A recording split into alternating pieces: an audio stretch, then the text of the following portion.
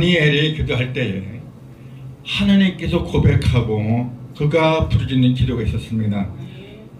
그 기도가 어디 있냐면 우리가 항상 그랬죠. 주여 삼창한다고. 그것이 어디 있냐면 다니엘서 9장 19절에 있어요. 주여 들으소서, 주여 용서하소서, 주여 들으시고 행하소서. 뭐예요? 나의 기도 들으시고 응답하시고 해결해달라는 겁니다. 그래서 주여 주여 삼창이 나오는 게 여기서 나오는 거예요. 우리는 하나님의 사랑을 바라보면서 날마다 기쁘고 감사하는데 세상 사람들은 그걸 모르고 살아요. 지금도 많은 목사님들이 우리한테 그럽니다. 성탄절이니까 이웃을 돌아보고 가난한 자를 돌봐주지 않겠느냐. 예수님께서 그러잖아요. 네가 나를 쫓아올라 하거든 너의 재산 모두 팔아버리고 너를 주라고 나를 쫓으라 그랬어요. 그런데 어떻게 했어요? 그가 근심하고 돌아가더라. 누가? 부자 청년이잖아요. 예수님 그러시잖아요. 선생님 내가 선생을 따라가려는데 어떻게 하면 좋겠습니까? 그럼 네 재산 다 버리고 그리고 너를 주라고 나를 따르라 하더니 그 청년이 근심하고 가더라 그랬어. 내가 죽지 않고는 할 수가 없는 거예요. 그런데 하나님께서 저에게 주신 말씀이에요. 아팠을 때 너무 힘이 들고 고통스러우니까 하나님 내 생명 걷어 가셔서 저는 항상 그래요. 아프면은 하나님 나 죽을 때 힘들 때 나 살리셨으니까 이제 하나님 나 걷어 가시라 했더니 안 걷어 가시고 힘을 주시면 회복시켜 주셨는데 지금은 딱 회복이 되는 동시에 건강 찾을 때 하나님께서 그러시더라고요. 제가 성질이 엄청 급했었고 혈기 왕성했었는데 하나님의 그걸 고쳐주신 거예요. 어떻게? 이제는 너의 입술에는 권세가 있고 너의 입술에는 축복이 있고 능력이 있고 하나님의 그 사랑이 전하는 귀한 입술이니까 이제는 허튼 말 하지 말고 하나님이 기뻐하는 그런 입술 되라 말씀하셨어요. 그 하신 말씀이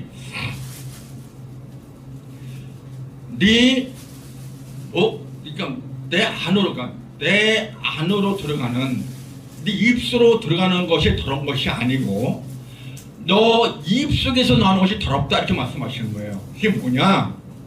우리는 말할 때 이렇게 말을 해요. 배고파 죽겠네, 힘들어 죽겠네, 죄가 안 내어서 힘들어 죽겠네 그래요. 그죠? 그럼 죽지 못해 살아. 죽겠네가 아니에요. 하나님께서 지금의 상태가 감사하니 이제는 축복해 줄 줄 믿습니다. 이게 나오는 거예요. 믿음대로 될 줄 알았으니까. 그러니까 하나님께 말씀하시는 게 그거예요. 이제는 네 입술에서 더러운 말 쓰지 말고 항상 하나님 앞에 사랑받는 그런 아름다운 말을 쓰러 것이더라고요. 그렇게 하시면서 지금까지 내가 몰랐던 건 뭐냐면 내가 사람들한테 상대방한테 마음의 상처를 주고 그 심령을 괴롭혔을 때에는 내 입술이라도 죄를 짓는 거예요. 다시 말하면 저 상대방의 마음을 아프게 하고 저 상대방을 괴롭게 했더라면 그것이 예수님 가슴에다 못 박는 것이고 그 즉시 하나님한테 내 입술로 죄를 짓는 거예요. 그걸 알아버렸어요. 아, 이래서 내가 죄를 졌구나. 하나님 내 입술에 죄짓게 하지 않게 입술에 죄를 물려 주시옵소서 했더니 혈기할 때마다 주여 딱 멈춰버려요. 그럼 우리가 맨날 이웃을 내 먼저 사랑하라 다 좋아요. 그러면 진정한 말만 하지 말고 실천하라는 거예요. 말씀만에 사는 거잖아요. 어느 목사 때 제가 그랬어요. 목사님은 사모님 계셔? 아니요. 왜요? 아니 그냥 속전했어요. 가지고는 없어요. 앞으로 그러지 말래. 뭘 그러지 말어. 왜 거짓말을 해요? 없는 거잖아요. 왜 없는 거 있다고 거짓말을 해? 누가 앞날에 막을 일 있어요? 그런데 그래서 목사님 당신 잘못하는 거. 근데 알고 보니까 이 사람이 그 하나님의 그 은혜는 없고 전부 다 가지고서 딱 뵙고 싶지 않다고 그래요. 그런데 그래서 목사님 저하고는 말하지 맙시다. 하나님께 말씀하실 그거예요. 너희가 구할 것이 무엇인지 구하고 찾을 걸 찾아서 하나님의 일을 하라는 겁니다. 다니엘서가 이거거든요. 지금 다니엘이 힘들잖아요. 그러니까 하나님께 구하는 거 찾는 거잖아요. 그가 기도를 하는 뭐냐요? 뭐가 됐어요? 하나님의 명령을 따른 거예요. 그랬더니 하나님께서 큰 축복해 주신 것을 다니엘서를 볼 수가 있는 겁니다. 내가 하지 말고 하나님의 은혜를 하라는 거예요. 그러니까 다니엘서 9장 24절 이렇게 말씀하셔요.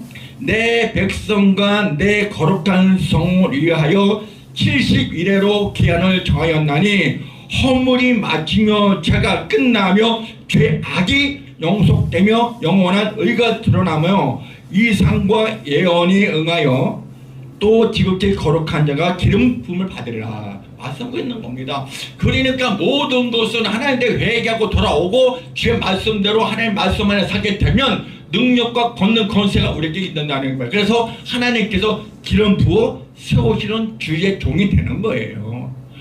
목사가 그냥 되는 게 아니잖아요. 다 과정 거쳐서 다 그 모든 일정 맞춰 가지고 끝났을 때 하나님께서 기름 부어서 이제 너는 내 사람이라고 인정받는 거잖아요.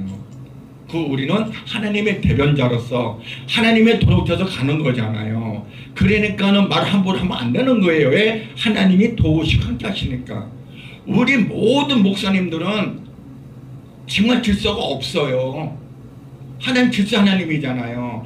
분명히 선후배가 있고요. 거기에 경력자가 있는 거잖아요. 근데 이제서 목사 받는 사람이 같은 동급자라고 야 너 그러면 되겠어? 안 되는 거잖아요. 이게 질서 깨지는 거거든요. 같은 목사고 하면은 지금 받았으면은 초보니까 배우라는 거예요. 배워서 하나님 일을 하라는 거예요. 앞서가지 말라는 거예요. 우리는 앞서거나 뒤서거나 할 필요가 없고 예수님 가진 받았지만 따라하면 돼. 그리고 내게 주신 하나님의 사명 잘 감당하면서 많은 양떼들을 종업 백성 만들기 목적이니까 내 목숨 걸고 주문 주리라 그 사명 가지고 일을 하는 것이 목사입니다. 목사는 그냥 목사가 아니고 뭐예요? 목숨을 내 걸고 죽을 사명을 죽은 힘 죽은 마음 가지고 하나님의 목숨을 담보로 해서 한 생명을 살리라는 겁니다. 왜? 한 생명이 천하보다 귀하니까. 그래서 너희는 말씀 안에 살게 되면 하나님께서 나에게 향하신 뜻이 있기 때문에 그 말씀 안에서 내가 사는 것이고 말씀 안에서 생명 살리는 것이고 말씀 안에서 이 민족 이 나라 살리는 겁니다.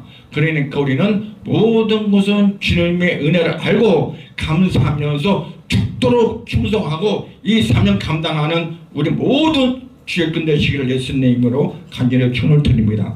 감사합니다.